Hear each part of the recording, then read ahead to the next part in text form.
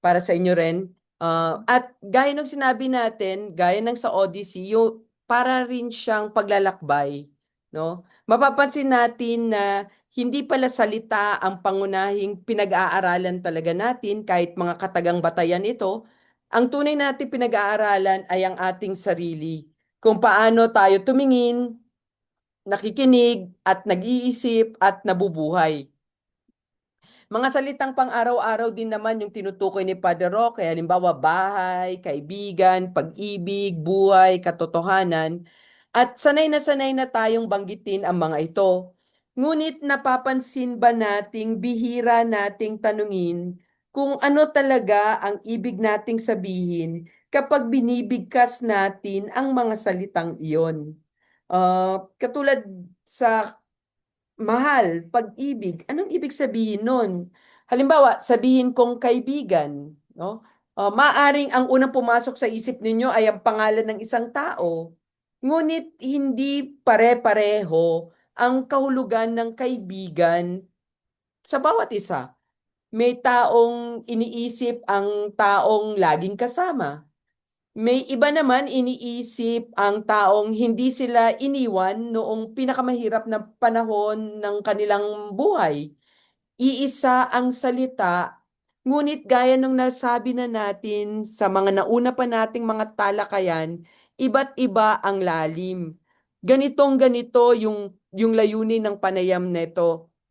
Hindi tayo magsisimula sa mga komplikadong teorya, magsisimula tayo sa mga salitang matagal na nating ginagamit, ngunit maaaring hindi pa natin tunay na pinagninilayan. At babalikan natin itong mga to sapagkat matagal tayong hindi nagkita. Sa filosofiya, hindi sapat na kabisado mo ang definisyon. Mas mahalaga ang tanungin, ano ba talaga ang tinutukoy ng salitang ito sa buhay? Kailan ko ito unang naranasan? Paano ko nalaman na ito ang ibig sabihin nito?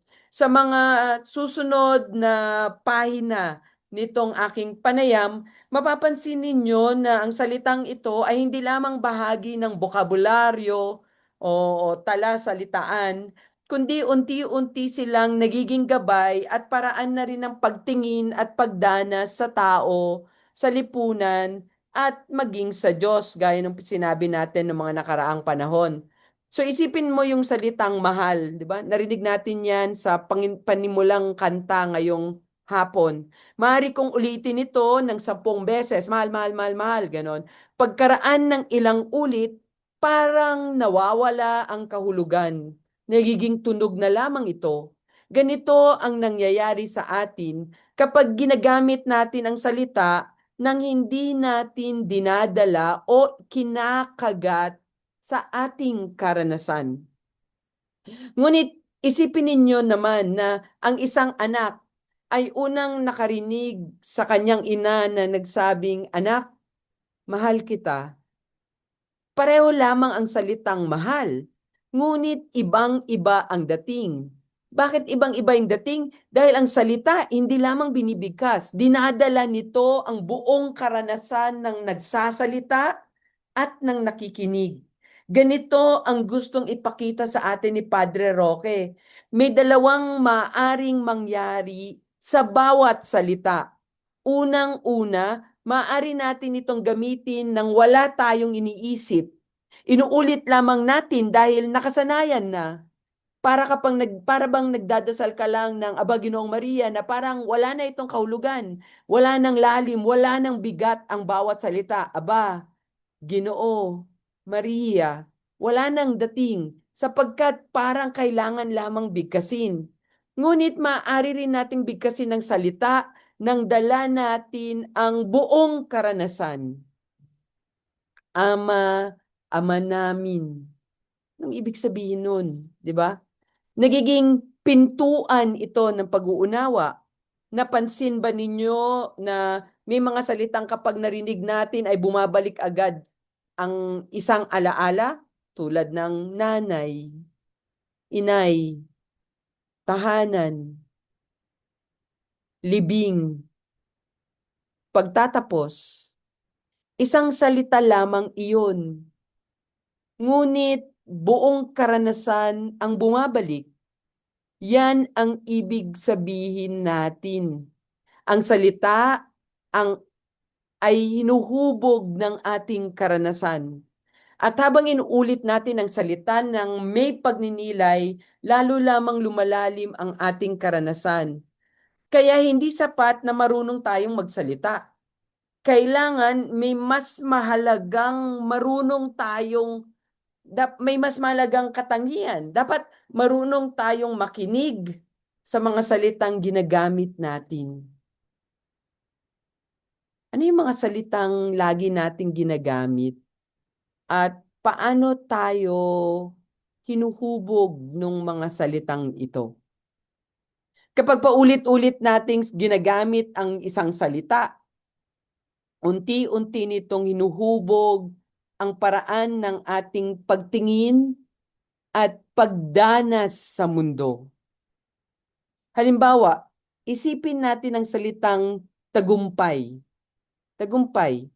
Kung ang kahulugan ng tagumpay para sa isang tao ay maraming pera lamang, lahat ng desisyon niya ay maaaring umikot sa pagyaman. Kung ang tagumpay naman para sa iba ay pagiging mabuting magulang, iba ang direksyon ng kanyang buhay.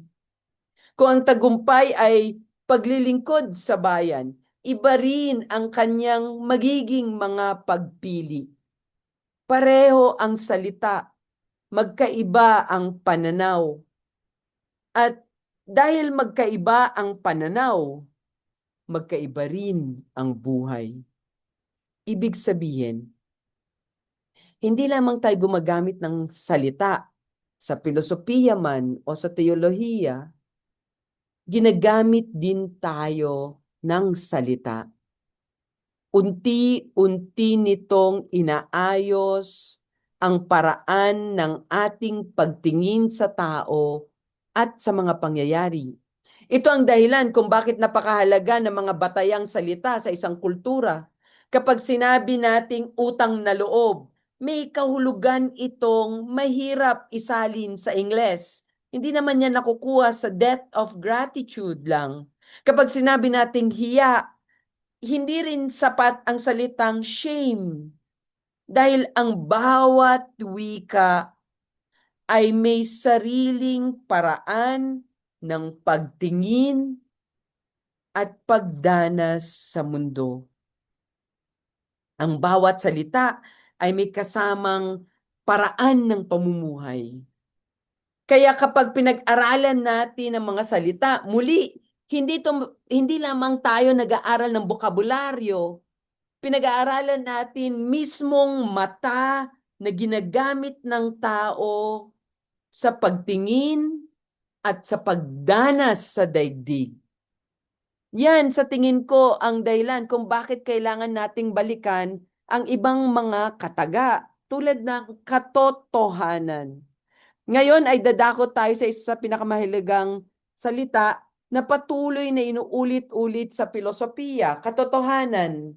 Kapag sinabi natin totoo, ano agad ang pumapasok sa isip nyo? Karaniwan nating iniisip ang kabaliktaran nito, ang kasinungalingan. Ngunit mas malalim pa rito ang tinutukoy ng salitang ito. Ang katotohanan ay hindi lamang ang hindi nagsisinungaling. Ito yung talagang naroon. Ito ang talagang nangyari. Ito ang hindi natin inimbento. Magandang pagmunihan yung mga salitang yon. Talagang naroon. Talagang nangyari. Yung hindi natin inimbento, anong ibig sabihin ng mga katagang iyon?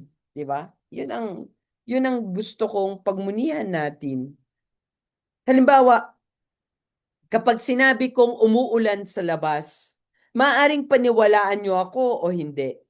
Ngunit kahit hindi kayo lumabas upang tingnan, ang ulan ay patuloy pa ring bumabagsak. Hindi ito nakadepende sa paniniwala nyo. Ganito rin ang katotohanan. Hindi ito nagiging totoo dahil marami ang bumoto rito.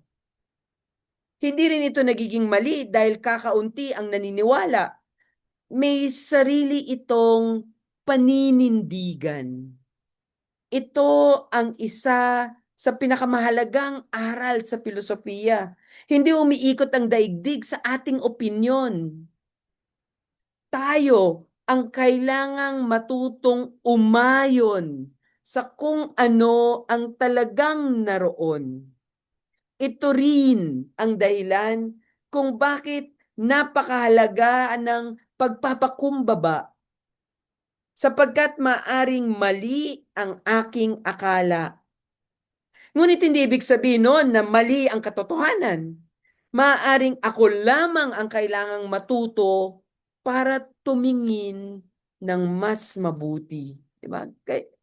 At kailangan nating makita yung kilos na yon, yung kilos ng pagpapakumbaba, yung kilos ng pangsang-ayon, yung kilos na kailangan kong umayon sa isang bagay. Ang binigay nating halimbawa ng nakaraan ay ang punong mangga. Napakasimple ng halimbawang ito. May punong mangga sa harap ko, halimbawa. Hindi ito palaisipan. Hindi ito komplikadong argumento. Punong mangga lamang. Ngunit dito nagsisimula ang filosofiya.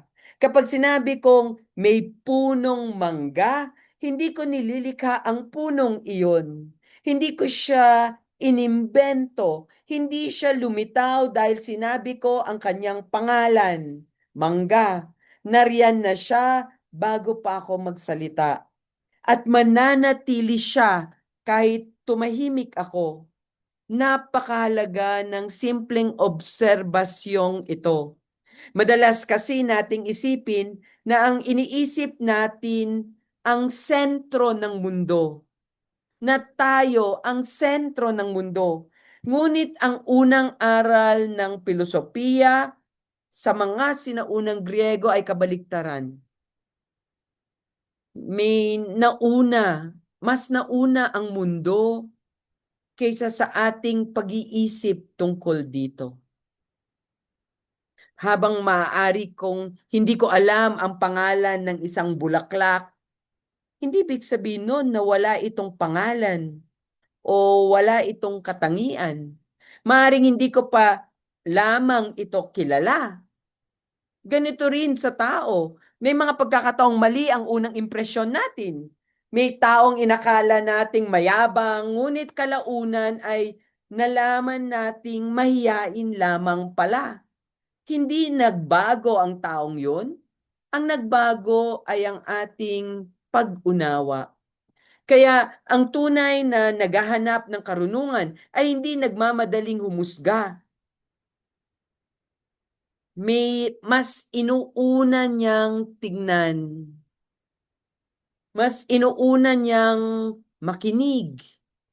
Mas inuuna niyang kilalanin kung ano talaga ang nasa harapan niya.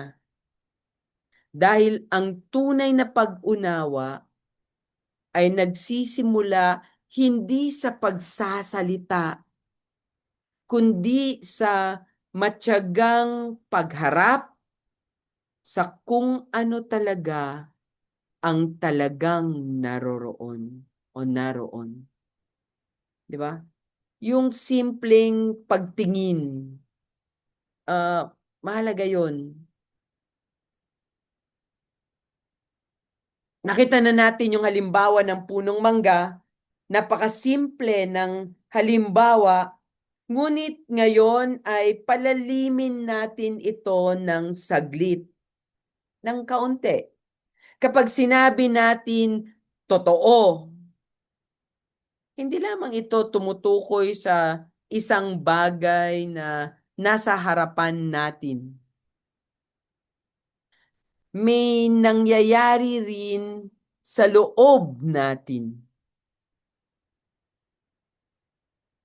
Pag sinabi kong totoo, hindi lang to tungkol sa kung ano yung nasa labas. Tungkol din to sa kung ano yung nasa sa loob. Kaya nga sabi ko sa inyo, panuorin nyo yung Odyssey. O kung hahanap kayo ng libro ng Odyssey, ito yung imumungkahi kung hanapin yung salin, no? Nandito lang sa baba, yung librong ito. Ito ang imumungkahi kong salin. Sandali, saan yung camera? Ito, Odyssey. At ang nagsalin ay si Robert Fitzgerald. Ito yung pinakamagandang salin so far ng Odyssey. Lyrical siya, syempre, gaya nung hindi siya katulad ng pelikulang-pelikula, pero gaya nung alam nyo rin, mas marami at mas maganda yung pagbasa nito kaysa talaga yung panunood, no? So, ito yung Odyssey. Syempre pair yan, no? Nauna yung gera, yung Iliad. Muli si Fitzgerald pa rin yung nagsalin. At itong dalawang librong to, imumungkahi kong hanapin nyo. At ito yung salin na bilhin nyo. Huwag kayong bili ng kahit na anong salin lang. Yung kay Robert Fitzgerald talaga pinakamaganda. Second hand lang itong libro ko pero uh, yan ang patunay ko sa inyo na hindi ako nagpapanggap na nabasa yung libro, hindi naman pala. Pero makikita nyo rin kasi dito sa libro na Odyssey kung paano binago siya ng giyera, binago siya ng kanyang mga karanasan na sa huli, hindi na rin siya nakilala. Kamuntik na rin siyang hindi nakilala.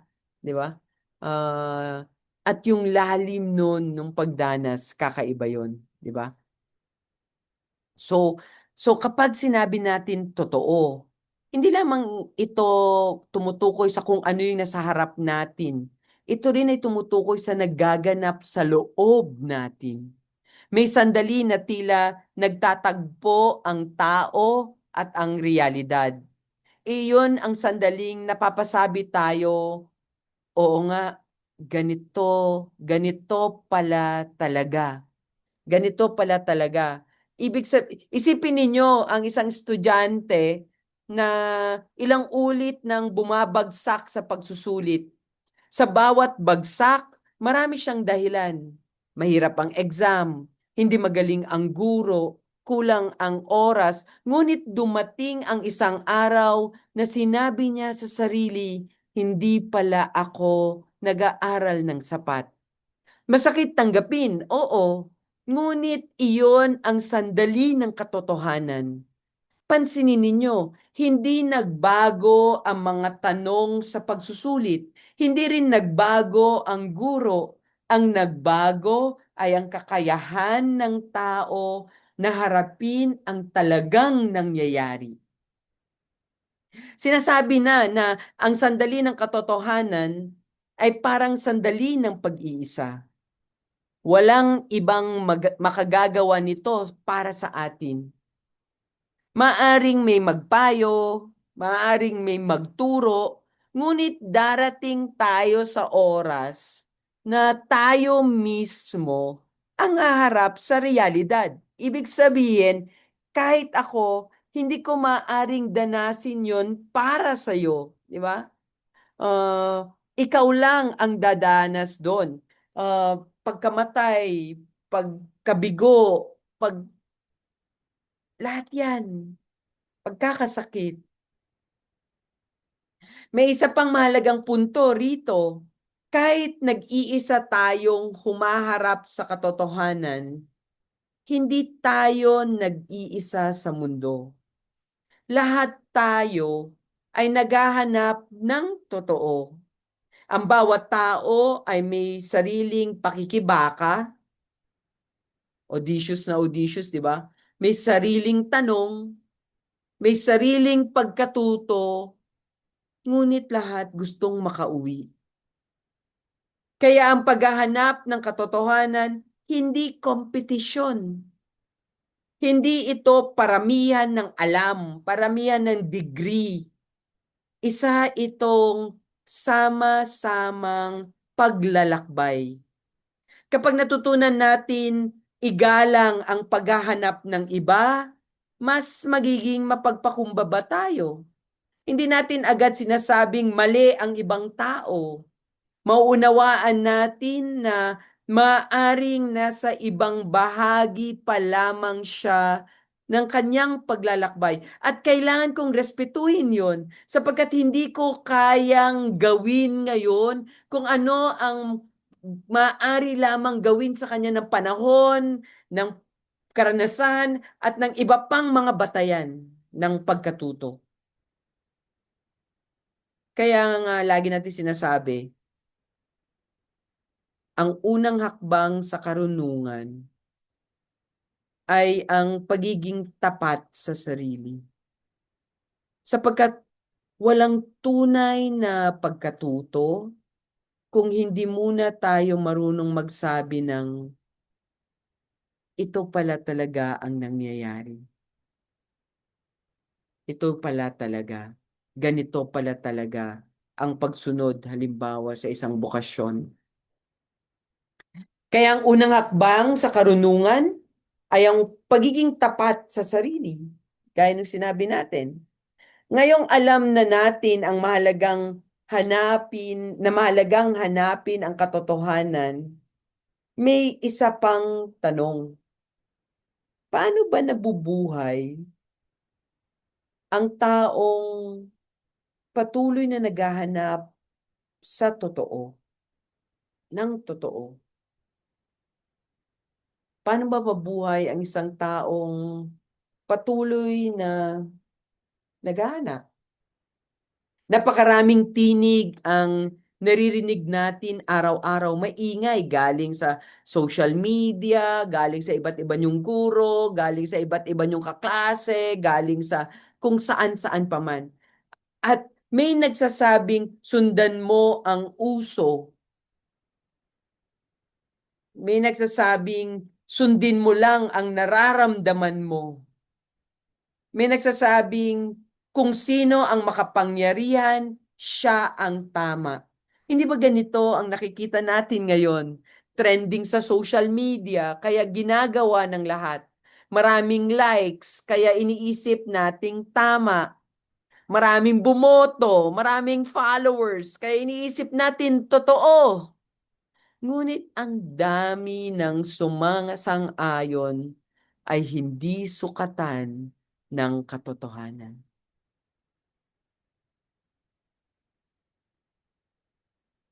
Ako nga, 130K yung followers ko sa Facebook, 2.5 lang sa Instagram. Hindi ibig sabihin nagsasabi ako ng totoo, di ba? Isipin ninyo ang isang doktor. Kung ang lahat ng pasyente ay nagsasabing hindi nila kailangan ng gamot, susundin ba niya sila kung alam niyang ikapahahamak nila yon? Siyempre hindi, di ba? Sapagkat ang tungkulin niya ay sundin ang katotohanan tungkol sa kalusugan, hindi ang popular na opinyon. Yung opinyon ng hoy poloy, hoy, hoy hoy, poloy. Ganito rin sa filosofiya.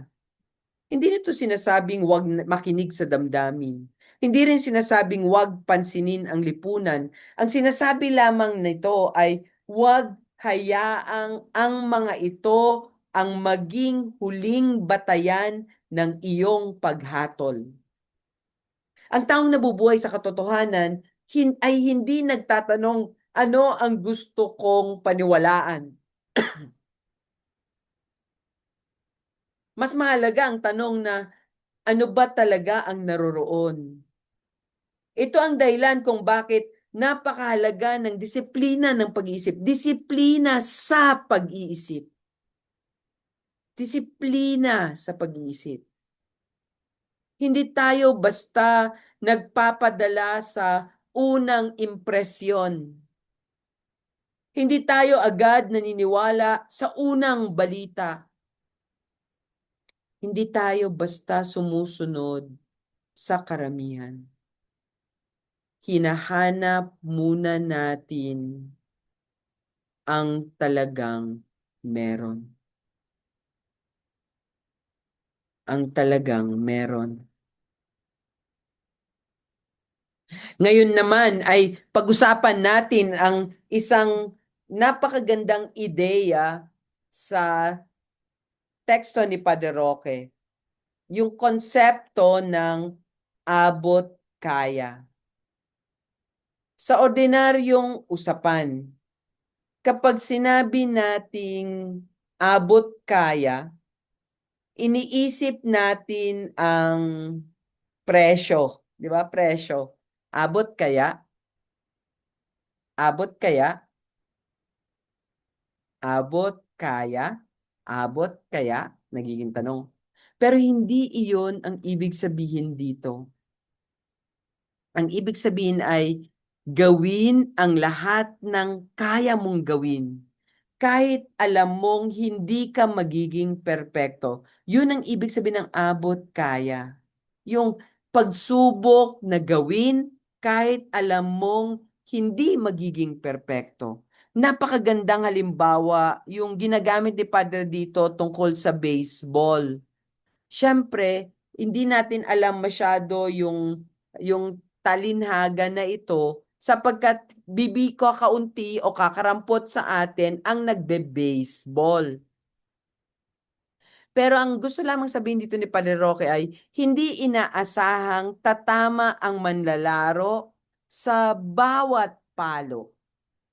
Kung minsan ay tatama siya, kung minsan ay sasablay, ngunit patuloy siyang humahawak ng bat.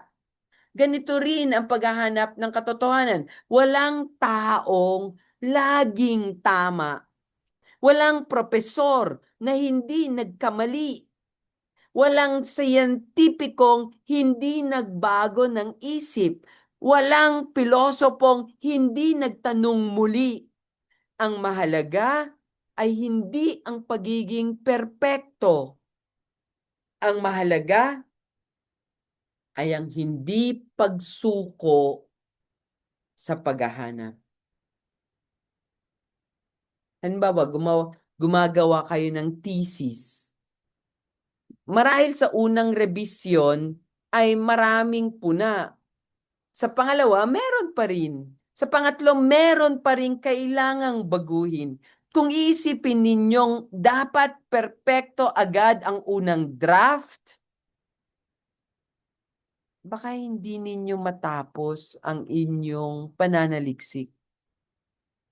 Ngunit kung tatanggapin ninyo na bawat rebisyon ay ay hakbang patungo sa mas mabuting gawa, sa mas lalalim ang inyong pag-aaral. Ito ang nais sabihin ni Padre Roque sa salitang sa katagang abot kaya. Abot kaya? Hindi dahilan ang limitasyon o pagkukulang upang tumigil. Sa halip, ang limitasyon ang nagtuturo sa atin na patuloy magsikap.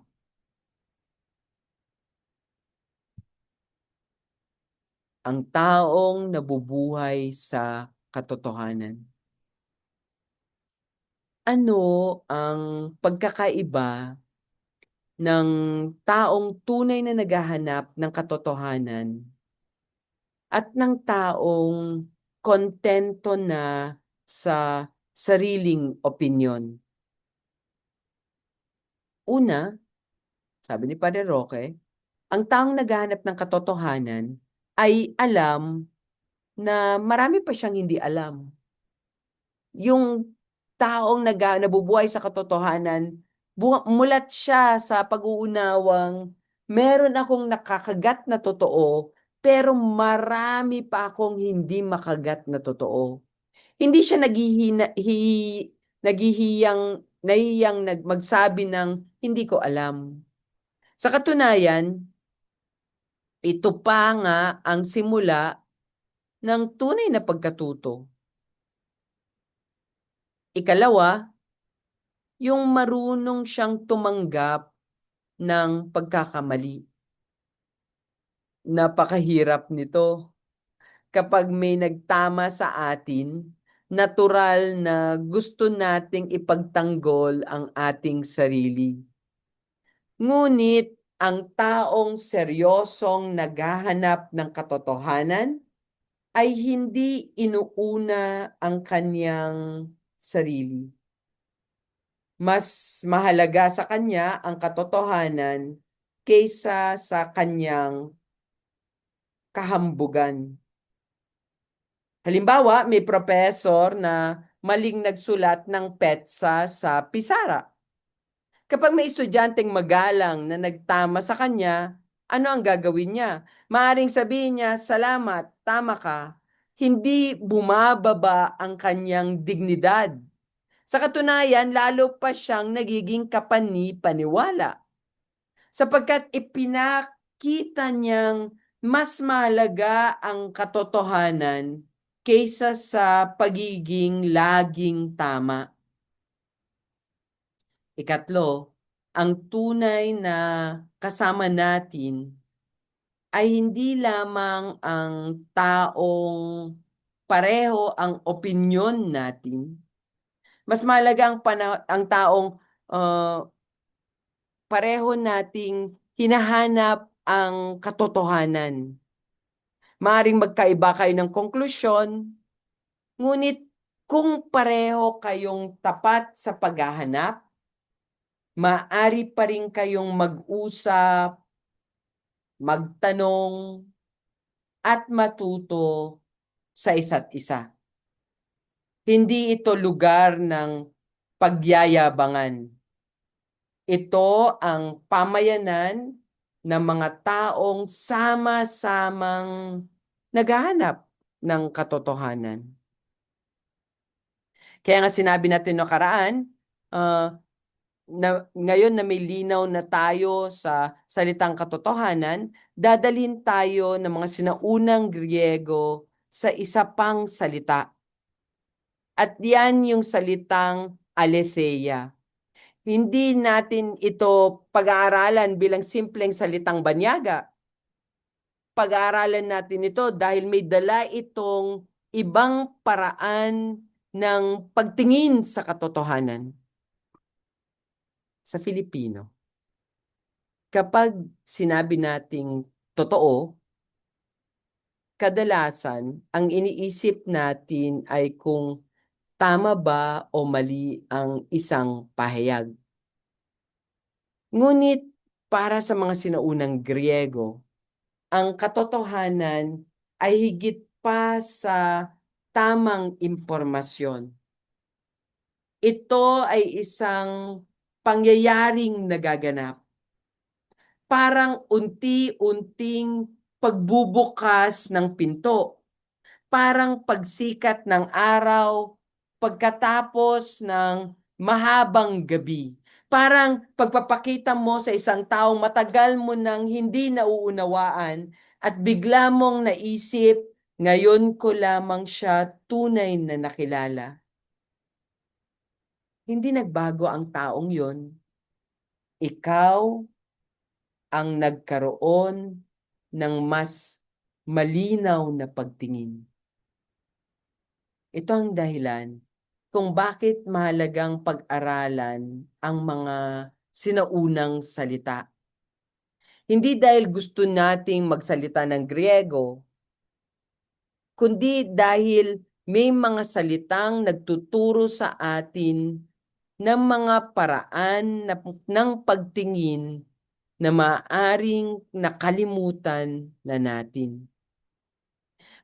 Habang sumusulong ang ating talakayan, makikita natin ang katotohanan at ang salitang aletheia ay magkatulad na tumutukoy sa realidad. Ngunit magkaiba ang binibigyang diin. At ang pagkakaibang iyon ang nagbubukas sa atin ng mas malalim na pag-uunawa sa tao, sa daigdig, at sa paghahanap ng karunungan. At malaking halaga yun. Ha?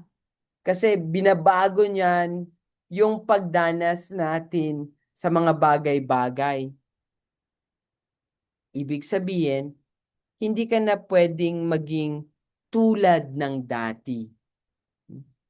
At diyan natin nakikita sa puntong ito, may isang mahalagang tanong ang mga sinaunang Griego. Kung ang katotohanan ay naririyan, bakit hindi natin ito agad nakikita?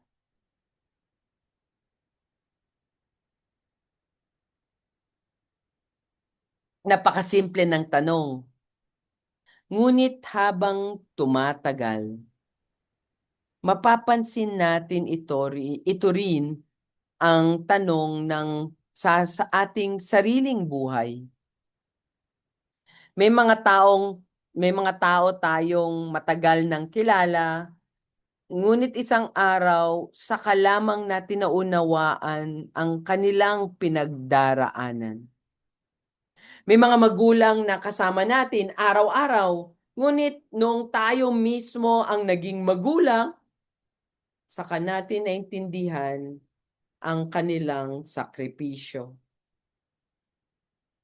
May mga guro tayong dati ay mahigpit lamang sa ating paningin. Pagkalipas ng maraming taon, saka natin naisip, kaya pala ganun sila. Ano ang nangyari? Hindi naman sila nagbago ng lubusan. Mas malinaw lamang natin nakita ang dati nang naroon. Ito ang gustong ipahiwatig ng salitang lanthano na nangahulugang nagtatago o nagkukubli. Hindi ibig sabihin na sinasadya ng katotohanan na magtago. Ang ibig sabihin ay hindi agad ibinibigay ng realidad ang lahat ng sarili nito sa unang tingin. Parang dagat. O di simuli. Kapag tumingin tayo mula sa tabing dagat, ang nakikita lamang natin ay ang ibabaw ng tubig. Hindi natin agad nakikita ang mga korales, ang mga isda, ang lalim, ang agos. Hindi dahil wala ang mga iyon. Nariyan na sila. Hindi lamang sila agad nagpapakita. Ganito rin ang tao. Kapag unang beses nating makilala ang isang tao, nakikita lamang natin ang kanyang muka, paraan ng pagsasalita, pananamit o trabaho. Ngunit hindi pa natin nakikita ang kanyang mga pangarap, takot, sugat, at pagmamahal. Unti-unti lamang itong lumilitaw habang tumatagal ang ating pakikipag-ugnayan. Kaya napakahalaga ng tiyaga sa pag-uunawa. Kailangan tiyagain. Hindi sapat ang unang impresyon, nabasa mo na minsan, okay na, hindi. Hindi sapat ang isang karanasan. Hindi sapat ang isang balita. Ang taong naghahanap ng karunungan ay maghintay. Alam niya ang mga katotohanang hindi binubunyag sa unang tingin. At dito pumapasok ang salitang aleya. Kung ang lanthano ay ang pagkakubli, ang aletheia naman ay ang paglitaw ng hindi na nakatago at hindi natin pinipilit ang katotohanan. Tinatanggap natin to ng unti-unting upang magpakita. Upang magpakita. Kung minsan, iniisip natin na ang pagkatuto ay isang gawain lamang ng isip. Nagbabasa tayo, nagmememorya, sumasagot sa pagsusulit. Ngunit hindi ganito ang sinasabi dito. May 2 kilos na sabay na nangyayari. Una, may pagpapakita. Ikalawa, may nakakakita.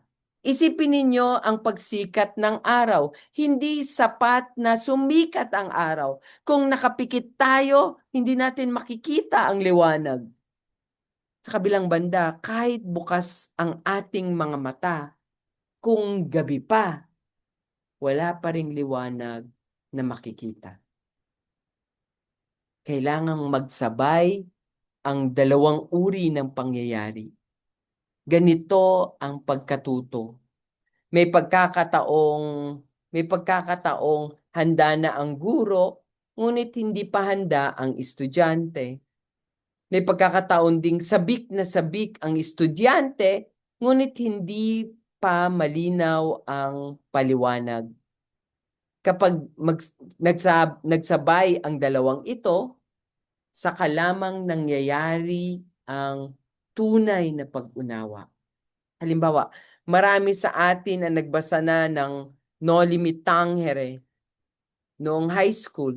Naintindihan natin ang kwento. Ngunit nang tumanda tayo, tulad ko, at nakita natin ang iba't ibang suliranin ng lipunan, para bang ibang aklat na ang ating binabasa.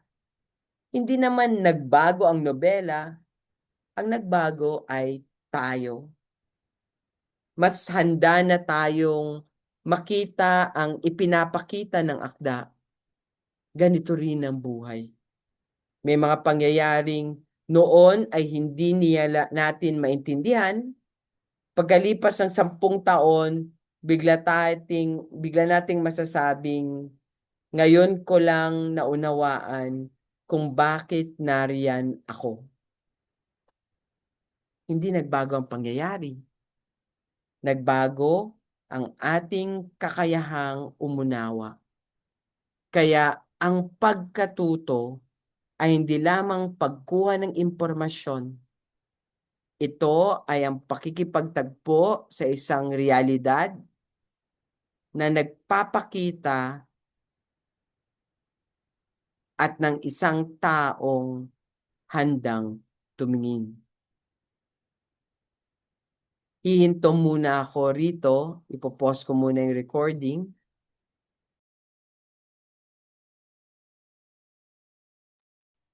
Ituloy natin yung pagtalakay natin sa kalasag laban sa meron. Isa ito sa pinakamahalagang punto sa buong panayam, no? Sapagkat hindi ang problema ay ang kakulangan ng katotohanan. Madalas ang problema ay tayo mismo. Sinasabi na meron tayong mga kalasag. Ano ba ang kalasag? Di ba? Ay, kita nyo si Don Quixote. Ayan, si Don Quixote. Nasa likod ko. Ito. Kung kilala nyo si Don Quixote, kilala nyo ba? Hindi. Literature si panitikan si Don Quixote. Ito ay ang kalasag ay ang anumang humahadlang upang makita natin ang talagang naroon. Hindi ito bakal, hindi ito kahoy. Kadalasan, hindi natin alam na suot pala natin ito. Halimbawa, may estudyanteng naniniwalang hindi siya matalino. Kahit mataas ang marka niya, lagi niyang iniisip na nagkataon lamang, tsamba. Hindi niya makita ang kanyang kakayahan sapagkat natatakpan ito ng takot. Meron ding taong naniniwalang siya ay laging tama. Kahit malinaw na ang ebidensya, ayaw niyang baguhin ang kanyang isip. Hindi dahil kulang ang katotohanan, kundi dahil mas mahal niya ang kanyang opinyon kaysa sa katotohanan. Meron ding taong galit sa isang kasamahan. Lahat ng ginagawa ng taong iyon ay mali sa kanyang paningin. Kapag ngumiti, plastic. Kapag tumahimik, suplado. Kapag tumulong, may kapalit. Hindi na niya nakikita ang tao. Ang nakikita na lamang niya ay ang sarili niyang galit. Iyan ang kalasag. Kapag sinasabi na kailangan ng lakas ng loob, hindi lamang talino, hindi lamang sipag, lakas ng loob. Sapagkat minsan, ang pinakamahirap tanggapin ay hindi ang katotohanan tungkol sa mundo. Ang pinakamahirap tanggapin ay ang katotohanan tungkol sa ating sarili. Kapag handa tayong alisin ang ating mga kalasag, saka lamang nagiging posible ang tunay na pagkatuto. Yan na yan ang landas ng aletheia. Nagbigay si Padre Ferriols ng dalawang halimbawa sa tekstong sinaunang Griego. Una ay ang punong olibo. Ikalawa ay ang isang masalimuot na sitwasyon. Bakit kaya magkasama ang dalawang ito? Kapag pinag-aaralan natin ang isang puno, maaari natin itong balikan araw-araw. Maaari nating obserbahan ang dahon, ang bunga, ang ugat, ang paglaki. Sa bawat pagbabalik natin, may bago tayong napapansin. Ganito rin ang isang tao. Akala natin kilala na natin ang ating kaibigan.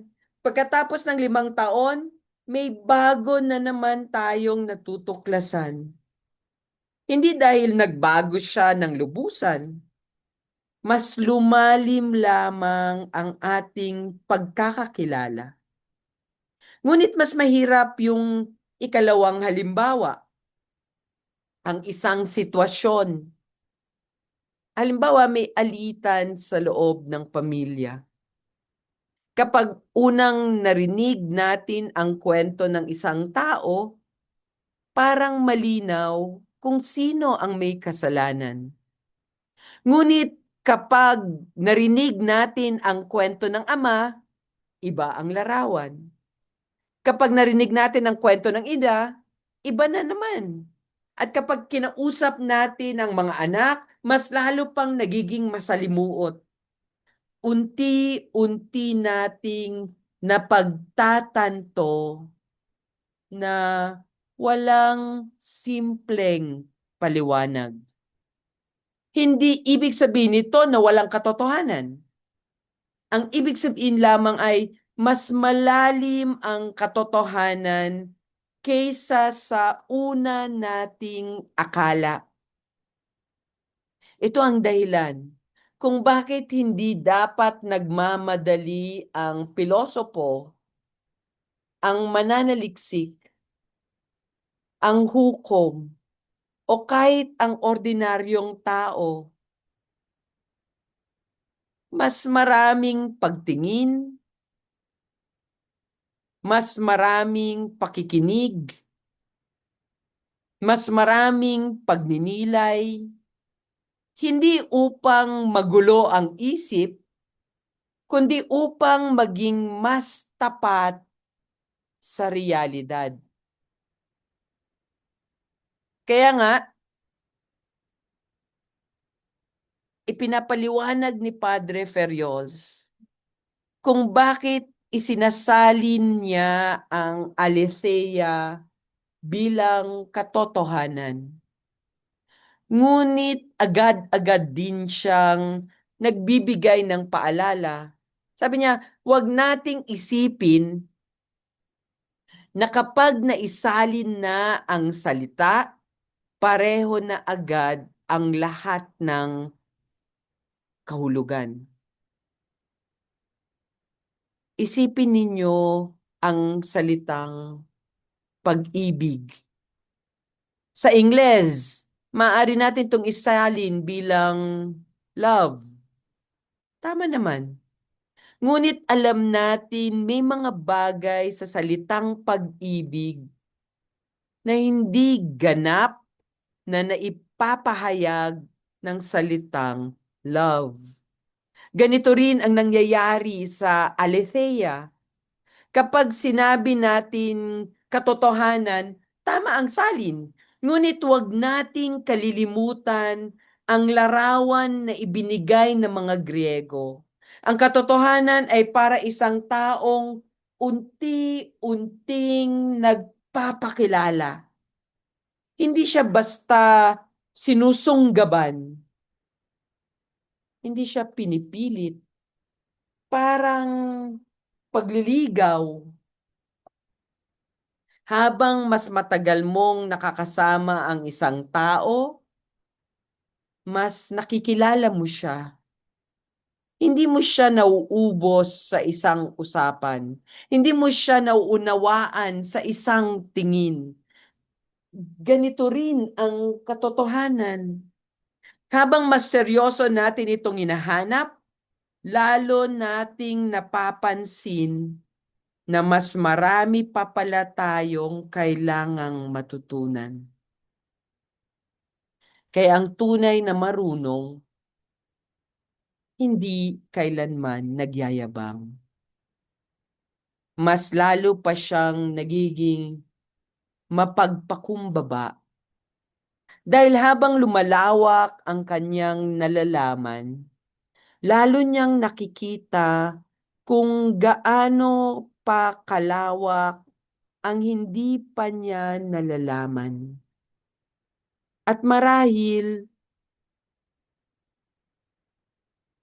napakahalaga ng puntong iyon, di ba? Parang may lalim yun yung sinasabi ni Padre Roque doon. Parang sinasabi niya, hindi dahil alam mo na okay na, hindi.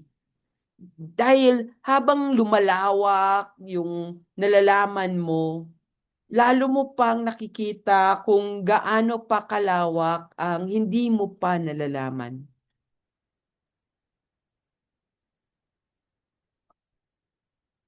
Dahil, at marahil iyon, may lalim yun, sabi ko. Ang katotohanan ay hindi isang tropeyong inaangkin. Hindi kayang angkinin na parang tropeyo lamang. Ganun. Ito ay isang realidad ng buong buhay buong buhay nating nililigawan at patuloy na pinakikinggan.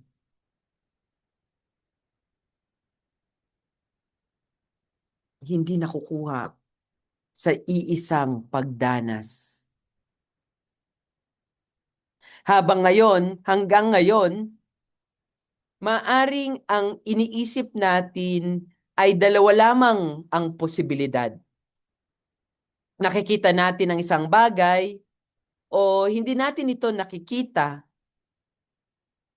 Ngunit sinasabi sa atin na mas masalimuot ang karanasan ng tao. Ganon kagaling si Padre Roque. Parang hindi niya ito pinapamukhang simple. Merong kasalimuotan. Hindi pare-pareho ang paraan ng pagpapakita ng isang bagay. May mga pagkakataong napakalinaw. May mga pagkakataong bahagya lamang. May mga pagkakataong nalilin lang tayo. At may mga pagkakataong tila biglang nagliliwanag ang lahat. Hindi nagbabago ang realidad sa bawat pagkakataon. Ang nag-iiba ay ang paraan ng pagharap natin dito. Isipin nyo ang isang larawan. Kapag madilim ang silid, mahirap makita ang detalye. Kapag binuksan ang ilaw, mas mahirap ang kulay at hugis. Or mas malinaw ang kulay at hugis. Hindi naman nagbabago ang larawan. Nagbago lamang ang kondisyon ng ating pagtingin. Ganito rin ang nangyayari sa buhay. May mga tao tayong akala natin ay lubos nating nauunawaan. Pagkatapos ng isang mahalagang pag-uusap, para bang ibang tao na ang ating nakita o nakikita. Hindi dahil nagbago sila sa loob ng isang oras, kundi dahil may bagong bahagi ng kanilang pagkatao ang lumilitaw. Hindi sapat na makita lamang. Kailangan din nating tanungin ang sarili. Ano ba talaga ang antas ng aking nakikita? Kompleto ba ito? O simula pa lamang ito ng pag-unawa? Kapag natutuhan nating itanong ang mga ito, antas o nibel, magiging mas maingat tayo sa ating mga paghatol. Hindi tayo basta magpapasya batay sa unang impresyon. Mag-iiwan tayo ng puwang para sa posibilidad na meron pang hindi natin nakikita. Ngayon ay isa-isahin natin ang 4 na uri ng pagpapakita. Ang una ay ang pagsinag. Ito ang mga pambihirang sandali na tila biglang luminaw ang lahat. Halimbawa, may isang guro na maraming taon nang nagtuturo ng isang konsepto. Isang araw, habang nagpapaliwanag siya, bigla niyang naisip ang isang napakasimpleng halimbawa. At dahil roon, biglang naunawaan ng buong klase. Hindi lamang sila natuto, parang nagliwanag ang buong paksa. May mga ganitong sandali sa ating buhay.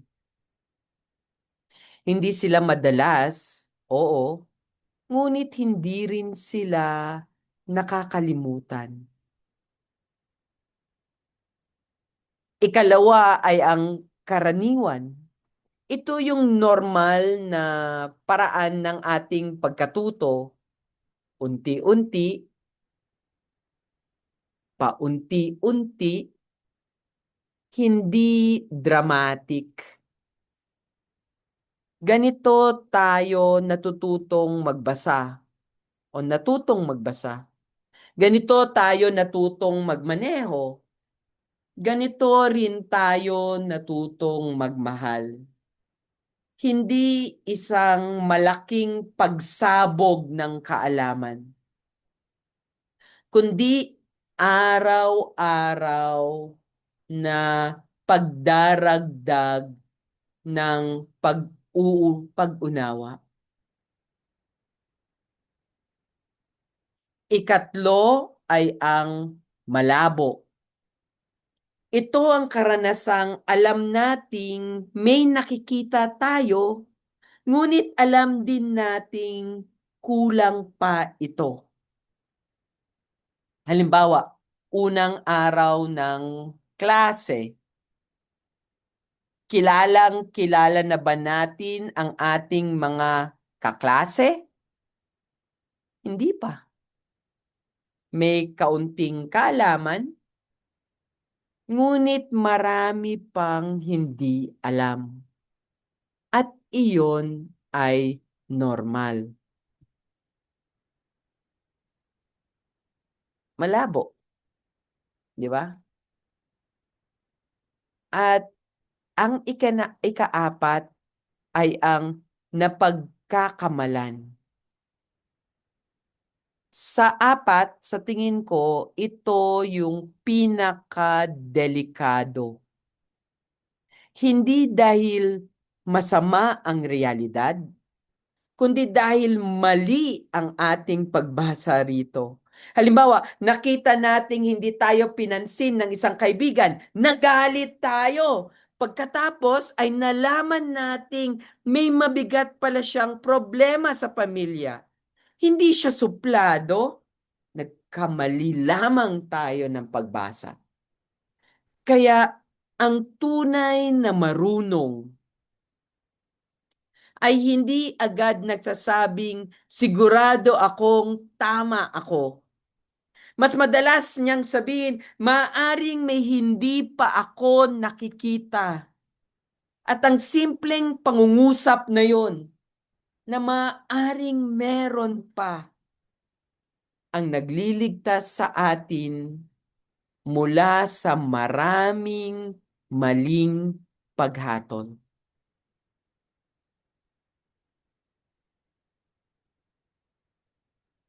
Ang bunga ng bawat uri ng pagpapakita.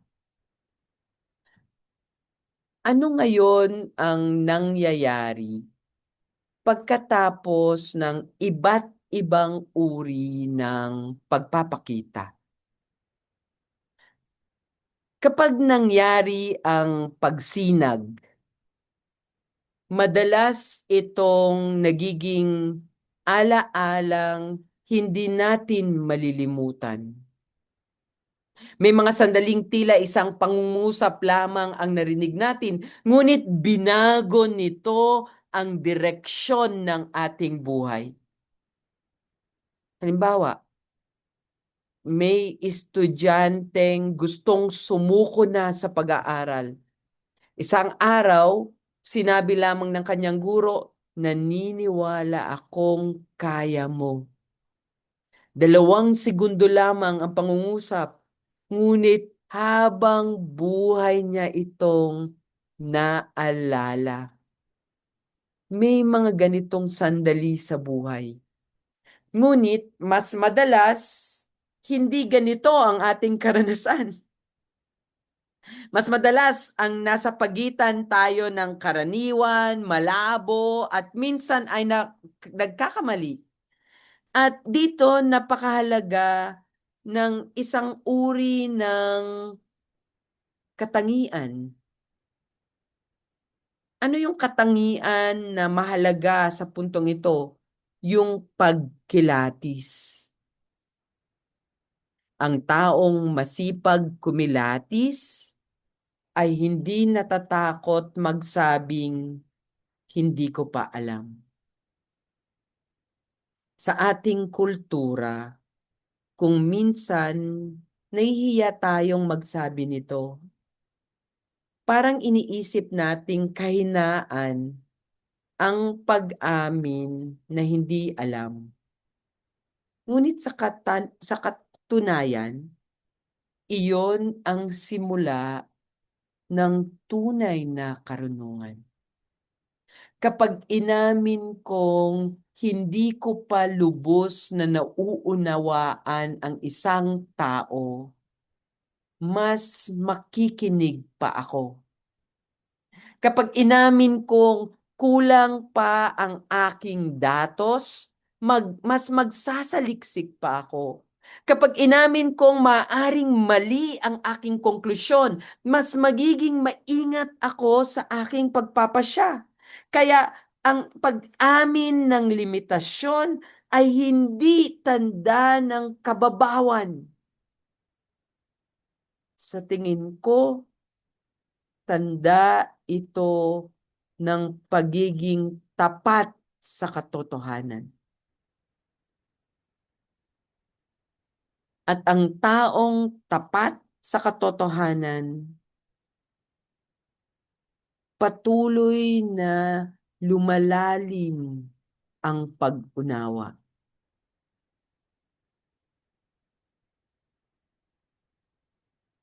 Maraming tao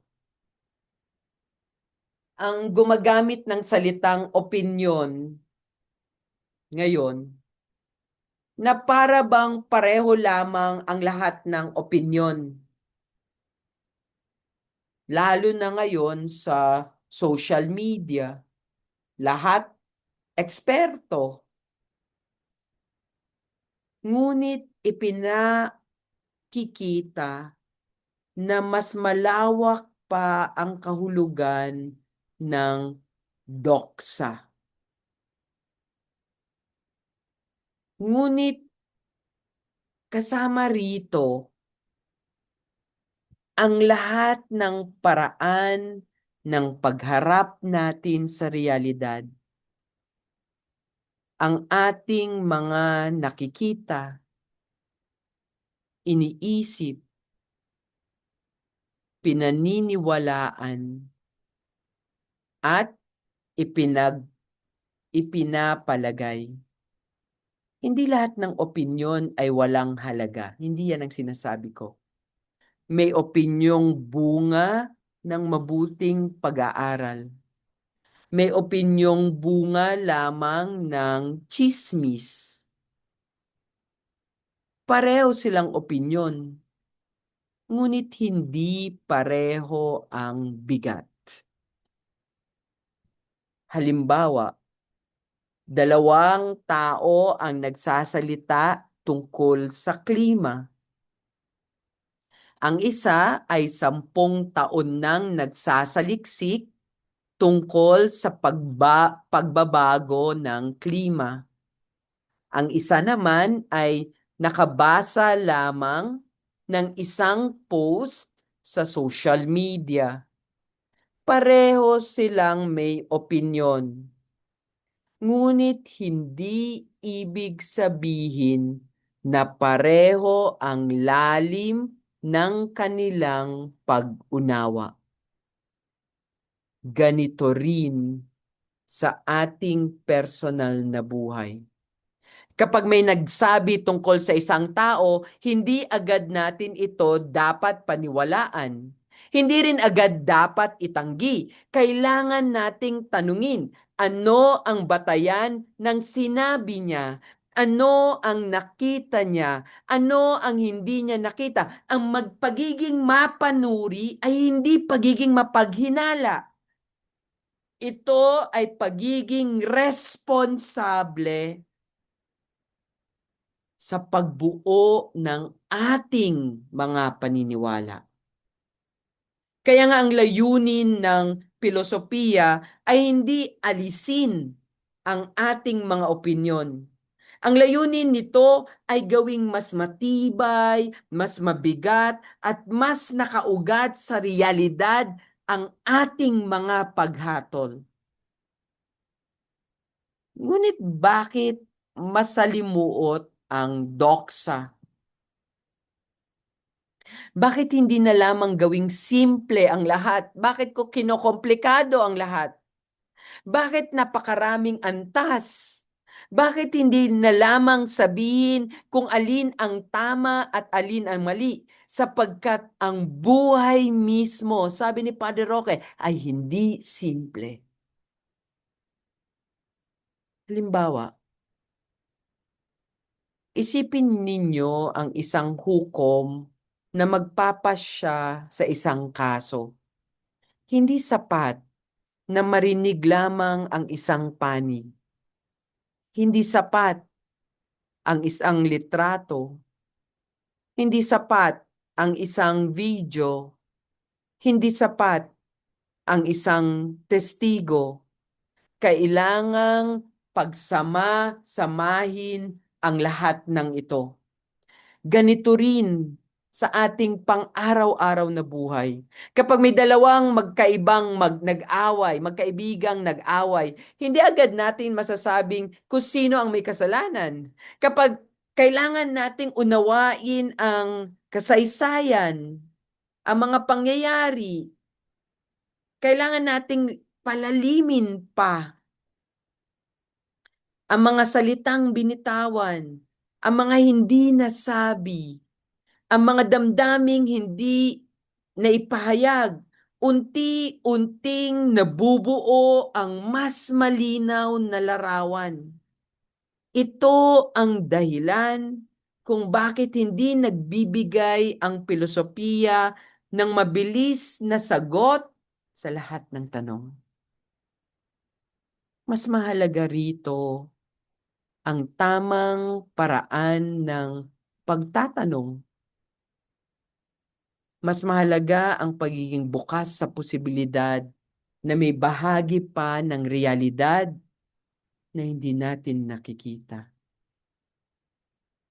Kapag natutuhan nating mabuhay ng may ganitong kababaang loob, mas magiging maingat tayo sa ating mga paghatol. Hindi tayo magiging padalos-dalos. Hindi tayo magiging mapanghusga. At marahil, mas magiging makatarungan tayo sa ating pagtingin sa kapwa. Sapagkat ang taong tunay na naghahanap ng karunungan ay hindi natatakot sa pagiging masalimuot ng buhay. Alam niyang ang pagiging masalimuot ay hindi hadlang sa katotohanan. Sa halip, ito ang paanyayang upang mas maging matyaga, mas maging mapanuri, at mas maging mapagpakumbaba sa paghahanap natin ng totoo.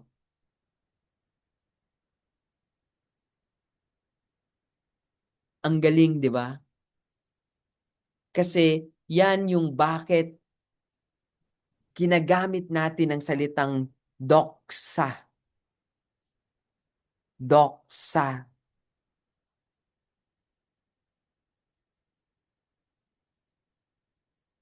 Sa mga nakaraang bahagi ng ating talakayan, pinag-uusapan natin ang katotohanan at ang unti-unti nitong pagpapakita. Ngayon naman ay pag-usapan natin ang isang bagay na araw-araw nating nararanasan, ngunit bihira nating pag-isipan. Ito ang pag-aanyo phenomena. Kapag narinig natin ang salitang anyo, kadalasan ang naiisip natin ay mukha o pisikal na anyo. Ngunit mas malawak ang tinutukoy dito. Ang pag-aanyo ay ang paraan ng pagpapakita ng isang tao, bagay o pangyayari. Halimbawa, isipin ninyo ang isang guro. Kapag pumasok siya sa silid-aralan, hindi lamang katawan niya ang nakikita natin. Nakikita rin natin ang kanyang pagtuturo o ang kanyang pagtsatsaga, ang kanyang paggalang sa mga estudyante, ang kanyang paraan ng pakikinig. Iyon ang kanyang pag-aanyo. Ngayon isipin naman ninyo ang isang ina. Hindi niya kailangan sabihin araw-araw na mahal niya ang kanyang anak. Makikita iyon sa paraan ng kanyang paggising ng maaga, sa paghahanda ng pagkain, sa pag-alala kapag may sakit ang anak. Ang pag-ibig ang nagiging nakikita sa pamamagitan ng kilos. Iyon ang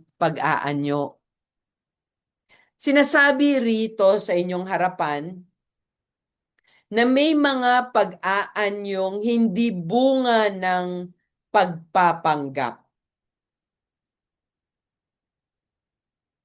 May mga pagkakataong ang kabutihan ay kusang umaapaw mula sa kaibuturan ng tao.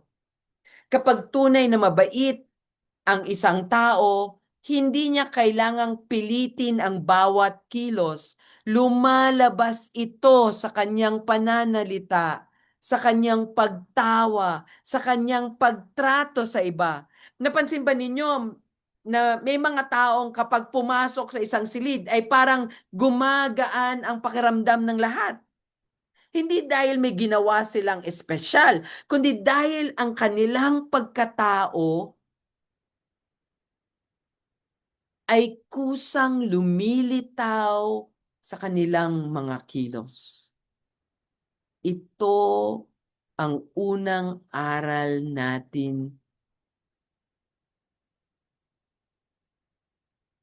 Ang pinakamahalagang bahagi ng tao ay hindi laging sinasabi.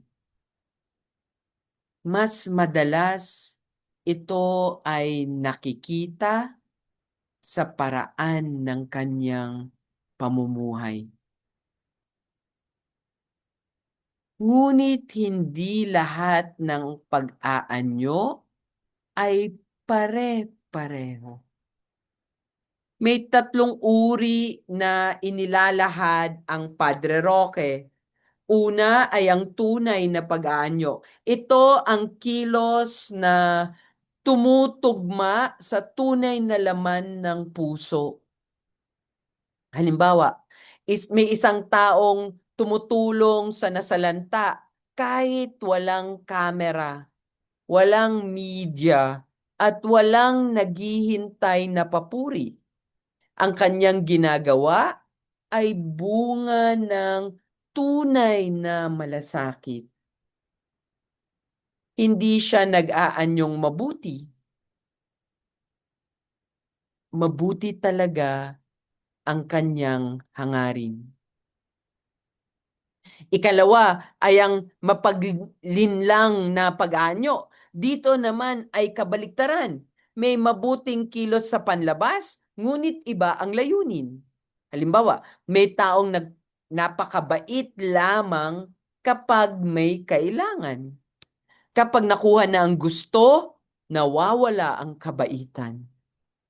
Sa negosyo, maaari ring mangyari ito. May produkto na napakaganda ng patalastas, ngunit kapag ginamit na, malayo pala sa ipinangako.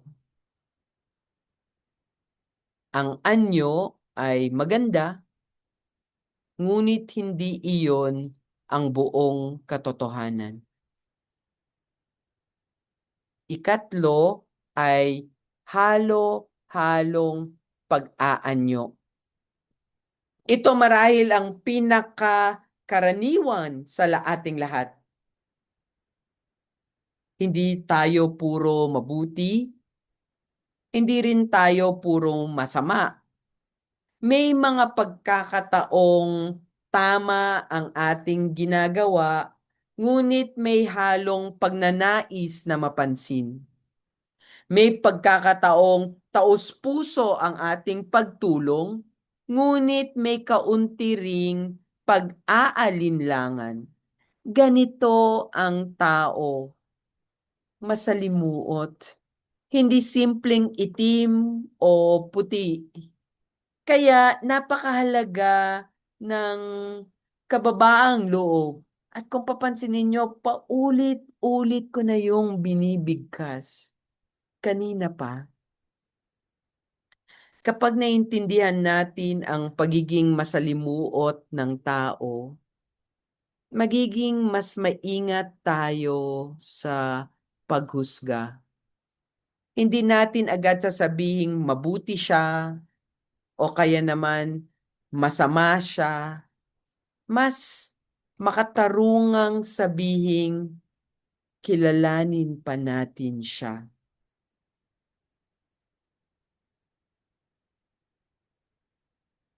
Kung ang tao ay may iba't ibang paraan ng pag-aanyo, paano natin malalaman kung alin ang tunay? Ang sagot diyan ay isang salitang pinag-usapan na natin kanina, pagkilatis. Pansinin ninyo na hindi sinabing paghusga, hindi rin sinabing pagdududa, pagkilatis. Ano ang ibig sabihin nito? Ang pagkilatis ay ang kakayahang tumingin ng mas matagal kaysa sa unang impresyon. Halimbawa, may aplikanteng magaling magsalita sa job interview. Napakahusay niyang sumagot. Maganda ang kanyang pananamit. Ngunit sapat na ba yon upang malaman kung magiging mabuti siyang empleyado? Hindi pa. Kaya may probationary period, may obserbasyon, may pagsusuri, may panahon. Ganito rin sa personal na buhay. Kapag may bagong kakilala tayo, hindi natin agad sinasabing siya na ang pinakatapat na kaibigan. Binibigyan natin ng panahon ang relasyon. Unti-unti nating nakikita kung paano siya kapag may problema, kapag may hindi pagkakaunawaan, kapag may tagumpay. Doon natin mas nakikilala ang tao. Sinasabi rin natin na maging sa kalikasan ay kailangan ng pagkilatis. Hindi sapat na minsan lamang nating tignan ang isang halaman upang maintindihan natin ang buong buhay nito. Paulit-ulit natin itong inoobserbahan. Ganito ang siyentipiko. Ganito ang magsasaka. Ganito rin ang pilosopo. Hindi sila kontento sa mabilis na sagot. Handa silang maglaan ng panahon upang makita ang mas malalim na katotohanan. At ito marahil ang isa sa pinakamahalagang ugali ng isang edukadong tao. Hindi ang mabilis magbigay ng opinyon, kundi ang marunong munang tumingin, makinig, at magkilatis bago magsalita. Kaya nga sasabihin, Zozeinta phenomena. Iligtas ang mga nag-aanyo. Ang galing ng pamagat, di ba? Tunog banyaga. Zozen. Actually, Zozen dito. Pero sa teksto, kung babalikan nyo dito sa teksto, Zozain yan dapat. Sorry, hindi ko na naiwas to. Babaguhin ko rin sa susunod. Pero dapat dyan ay Zozain. O, diba? Tama nga ako.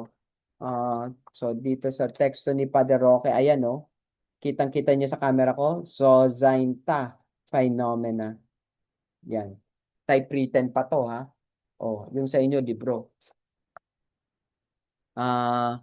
Makikita nyo yung napakahalagang katagang yan. Zozainta phenomena. Ngunit napakasimple ng mensahe nito.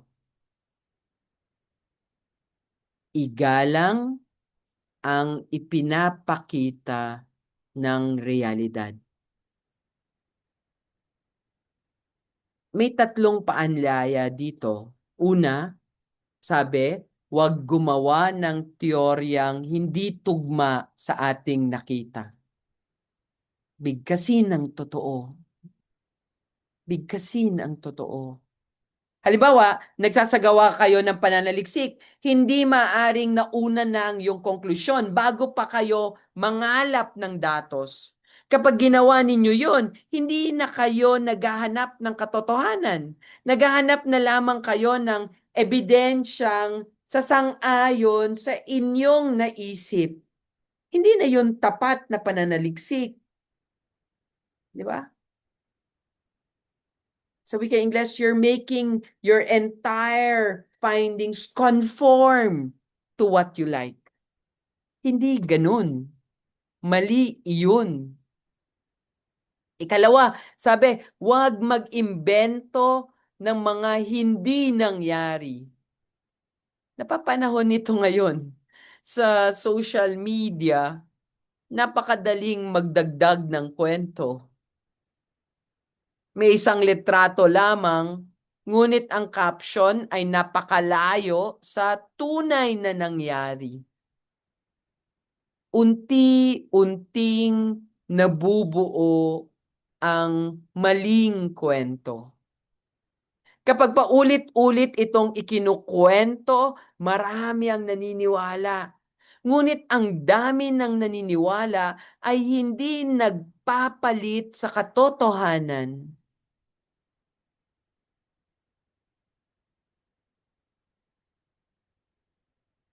Ikatlo, huwag itanggi ang malinaw na naroon. May mga pagkakataong ayaw nating tanggapin ang isang katotohanan dahil masakit. Ngunit ang pagtanggi ay hindi nag-aalis ng realidad. Halimbawa, maaring itanggi ng isang tao na siya ay may sakit. Ngunit hindi nawawala ang sakit dahil lamang itinanggi niya ito.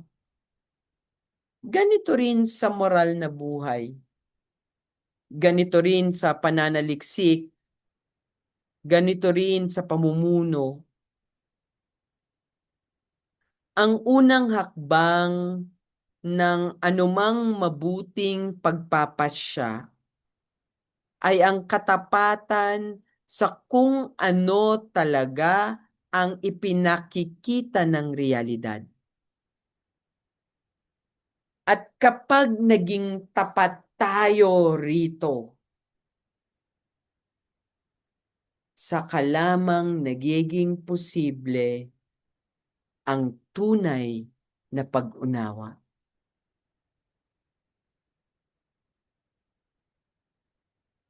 Huminto kayo sandali. Napakahalaga ng paalalang ito. At hihinto na rin tayo sandali pagkatapos nitong puntong ito. Huwag kayong mag-alala. Sanay tayo laging nagmamadali. Mabilis magbasa, mabilis magkomento, mabilis magdesisyon, mabilis maghusga. Ngunit ang pag-unawa ay hindi nagmamadali. Kapag nagluluto tayo, may mga pagkaing hindi maaaring madaliin. Kapag nagtatanim tayo, hindi natin maaaring hilahin ang halaman upang mas mabilis itong lumaki. Ganito rin sa pagkatuto. May mga ideya kailangang pagnilayan. May mga tanong na hindi agad masasagot. May mga katotohanang kailangang samahan ng panahon. At sa puntong ito ng ating talakayan, napakarami na nating bagong konseptong nabanggit. Katotohanan, aletheia, pagpapakita, pag-aanyo, doksa. Lahat ng ito ay maaring nakalilito sa unang tingin. At normal yun. Ang tunay na pagkatuto ay hindi laging komportable. May mga sandaling tila mas dumadami ang ating tanong kaysa sa ating sagot. Ngunit huwag kayong matakot doon. Kapag mas marami ang inyong tanong,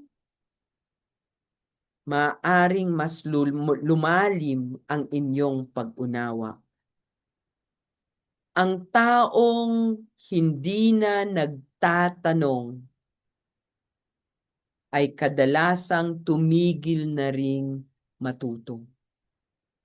Kaya bago tayo magpatuloy sa mga susunod na bahagi, maglaan muna tayo ng sandali upang balikan ang ating napag-usapan. Ano ang isang detalyeng tumatak sa inyo? Ano ang isang salita na ngayon lamang ninyo tunay na napag-isipan?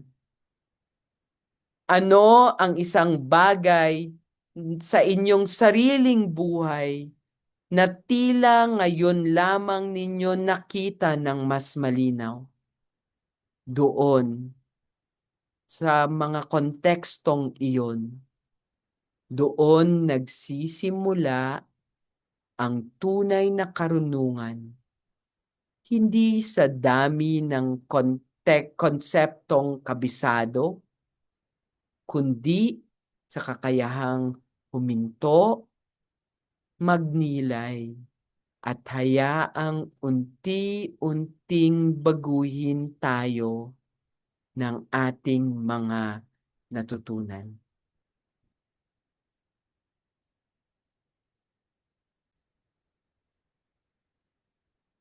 Balikan natin yung simula ng karunungan, no? Sa puntong ito, tila humihinto muna ang buong talakayan at nagtatanong ng isang napakasimpleng tanong. Saan ba nagsimula ang karunungan? Maraming sasagot sa pagbabasa. May iba naman magsasabi sa paaralan o pamantasan. May magsasabi sa karanasan. Ngunit para kay Socrates, may isang bagay na nauuna sa lahat ng ito: pagtataka. Kapag bata ang isang tao, halos lahat ay ipinagtataka niya. Bakit asul ang langit? Bakit lumulubog ang araw? Bakit namamatay ang tao? Hindi pa niya iniisip kung tama ang tanong. Ang mahalaga ay nagtatanong siya. Habang tumatanda tayo, may panganib na mawala ang ugaling ito. Sanay na tayo sa mga bagay, kaya hindi na tayo humihinto upang pag-isipan ang mga ito. Halimbawa, araw-araw tayong gumagamit ng cellphone. Ngunit kailan tayo huling nagtaka kung paano nito nagagawang kausapin ng isang tao sa kabilang panig ng ating bansa o ng mundo? Araw-araw tayong nagsasabing mahal kita. Ngunit kailan tayo huling nagtanong kung ano ba talagang ibig sabihin ng pagmamahal? Araw-araw tayo nagdadasal. Ngunit o nakikinig sa misa, dumadalo sa misa. Ngunit anong ibig sabihin ng lahat ng to? Ito ang gustong ibalik ng pilosopiya.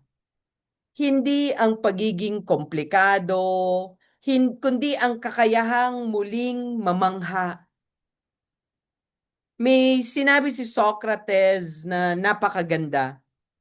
Ang pagtataka ay hindi tanda ng kamangmangan. Ito ang simula ng karunungan. Kapag tumigil na tayong magtaka, madalas tumitigil na rin tayong matuto. Kaya huwag ninyong ikahiya ang inyong mga tanong. Mas nakababahala ang taong wala nang gustong itanong. Dahil maaring ang isip na hindi na nagtatanong ay isip na rin na hindi na naghahanap ng katotohanan. At mahalaga yun. Dito pumapasok ang susunod nating kataga, estilo. Kapag narinig natin ang salitang estilo, kadalasan ay naiisip natin ang pananamit o disenyo. May estilo sa pananamit. May estilo sa pagsulat.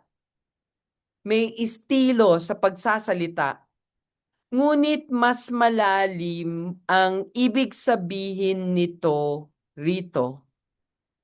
Ipinaliliwanag na ang salitang estilo ay nagmula sa stylus, isang matulis na gamit sa pagsusulat noong sinaunang panahon. 'Di ba naalala nyo sa Paschal Candle kapag Easter Vigil, yung kandila, yung dapat stylus yung gamit para imarka yung ang krus, ang alpha at omega at ang taon. Stylus yun. Kapag nagsusulat ang tao gamit ang stylus, bawat isa ay may sariling paraan ng pagdiin, paggalaw, at pagliko ng kamay. Dahil dito, nakikilala ang sumulat, parang penmanship. Hindi lamang sa kanyang isinulat, kundi sa paraan niya ng pagsulat. Ganito rin sa buhay. Hindi lamang mahalaga ang ginagawa natin, mahalaga rin kung paano natin ito ginagawa. Halimbawa, dalawang guro ang parehong nagtuturo ng matematika. Pareho ang libro, pareho ang aralin. Ngunit magkaiba ang karanasan ng mga estudyante. Bakit? Dahil magkaiba ang kanilang estilo. May gurong mahilig magkwento. May gurong mahilig magtanong. May gurong tahimik ngunit napakalinaw magpaliwanag. Pareho silang nagtuturo, ngunit iba ang paraan. Ganito rin sa bawat tao. Unti-unting nabubuo ang ating estilo sa paraan ng ating pagsasalita, pakikitungo, pagtatrabaho, at pagmamahal. Hindi ito maskara. Hindi ito dekorasyon. Ito ay paraan ng paglitaw ng ating pagkatao sa mundo. At habang mas nakikilala natin ang ating sarili, mas nagiging malinaw din ang ating sariling estilo ng pamumuhay. Ngayon ay pinalalawak pa natin ang usapan natin.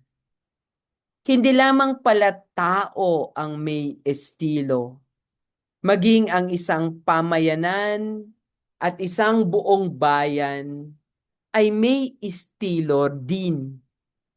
Halimbawa, kapag sinabi nating Filipino hospitality, hindi ito batas, hindi rin ito utos. Isa itong paraan ng pakikitungo na paulit-ulit ng isinasabuhay ng maraming Pilipino. Ganito nabubuo ang kabihasnan. Kapag ang isang paraan ng pamumuhay ay paulit-ulit na ginagawa ng isang lipunan, nagiging bahagi ito ng kanilang pang-araw-araw na buhay.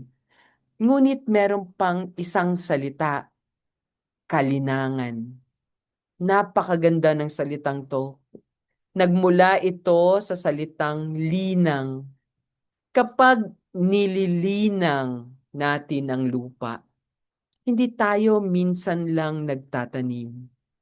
Inaalagaan natin ito, dinidiligan, nilalagyan ng pataba, inaalis ang damo, binabantayan laban sa peste. Ganito rin ang kultura. Hindi ito sapat, hindi ito basta namamana, inaalagaan nito. Halimbawa, kung gusto nating manatiling magalang ang susunod na henerasyon, hindi sapat na sabing maging magalang kayo. Kailangan natin itong isabuhay. Makikita ito sa paraan ng ating pakikipag-usap sa mga nakatatanda, sa mga bata, at maging sa mga taong hindi natin kakilala. Kaya ang kalinangan ay hindi museo ng mga lumang kaugalian. Ito ay buhay na patuloy nating inaalagaan at bawat isa sa atin ay may bahagi sa paghubog nito. Ang paraan ng ating pagsasalita, paggalang, pagtulong at pakikipagkapwa ay unti-unting bumubuo ng kalinangan ng ating lipunan. Bakit kaya bukid ang ginawang halimbawa ni Padre Roque? Dahil walang magsasakang umaasang may aanihin kinabukasan pagkatapos magtanim ngayon. Alam niyang ang paglinang ay isang mahabang proseso. May panahon ng paghahanda, may panahon ng pagtatanim, may panahon ng pagdidilig, may panahon ng paghihintay, at saka paramang darating ang ani. Ganito rin sa tao. Hindi tayo nagiging mabuti sa isang seminar lamang. Hindi tayo nagiging responsable sa isang leksyon lamang. Hindi tayo nagiging marunong sa isang libro lamang. Unti-unti tayong hinuhubog ng ating mga paulit-ulit na ginagawa. Isipin ninyo ang isang batang naturuang magpasalamat. Sa umpisa, inuulit lamang niya ang salitang salamat. Hindi pa niya lubos tong naunawaan, ngunit habang lumalaki siya at nakikita niyang ginagawa rin ito ng kanyang mga magulang, unti-unti itong nagiging bahagi ng kanyang kamalayan at pagkatao. Ganito gumagana ang kalinangan. Hindi ito ipinipilit, unti-unti itong lumalago. Sinasabi rin dito na hindi lamang tiyan ang binubuhay ng paglinang. Kasama rito ang isip, damdamin, diwa. Kapag nagtatanim ang magsasaka, hindi lamang pagkain ang kanyang inihahanda. Inahanda rin niya ang kinabukasan ng kanyang pamilya. Kapag nagtuturo ang isang guro, hindi lamang impormasyon ang kanyang binibigay, humuhubog siya ng tao. At kapag pinauunlad natin ang ating sariling pagkatao, hindi lamang tayo ang nakikinabang, unti-unti rin nating pinayayaman ang buong pamayanan. Matapos natin pag-usapan ng kalinangan, may mahalagang tanong at dito ko tatapusin yung panayam sa hapon na to. Bakit ba natin ito pinag-aaralan, kalinangan? Hindi ba sapat na alam lamang natin ng ating sariling kultura? Ang sagot, hindi. Pinag-aaralan natin ang kalinangan upang makipagtagpo sa tao. Kapag naiintindihan natin ang kultura ng iba, mas naunawaan natin kung bakit sila ay ganoon magsalita, mag-isip o kumilos. Halimbawa, may mga bansang tuwirang magsalita. May mga bansang napakaingat sa pagpili ng salita. Kung hindi natin ito mauunawaan, madali tayong magkamali ng paghusga. Maaari nating isiping bastos ang isa o plastic ang isa pa. Ngunit maaring magkaiba lamang ang kanilang kinalakihan paraan ng pakikipagkapwa. May isa pang mahalagang paalala dito, huwag tayong magpatangay sa lahat ng nakikita natin sa media. Hindi lahat ng uso ay mabuti. Hindi rin lahat ng luma ay dapat itapon. Kaya ang edukasyon ay hindi simpleng pagtanggap ng lahat ng impluwensya. Ito ay ang kakayahang pumili, isang uri ng disiplina, isang kakayahang kumilatis. Kakayahang magpasya kung alin ang dapat panatilihin at alin ang dapat baguhin. Ito rin ang dahilan kung bakit pinag-aaralan natin ang mga sinuunang Griego. Hindi upang maging Griego, hindi rin upang kalimutan ang pagiging Pilipino. Pinag-aaralan natin sila upang malinaw nating makita ang ating sariling paraan ng pamumuhay. Sa huli, layunin ng pag-aaral ng kalinangan ay hindi paramihan ng kaalaman tungkol sa ibang kultura.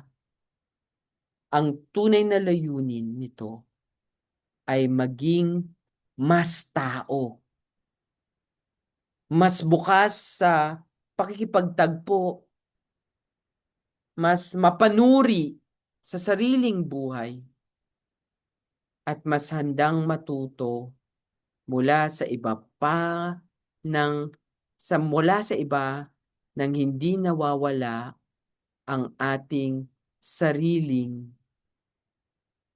pagkakakilanlan.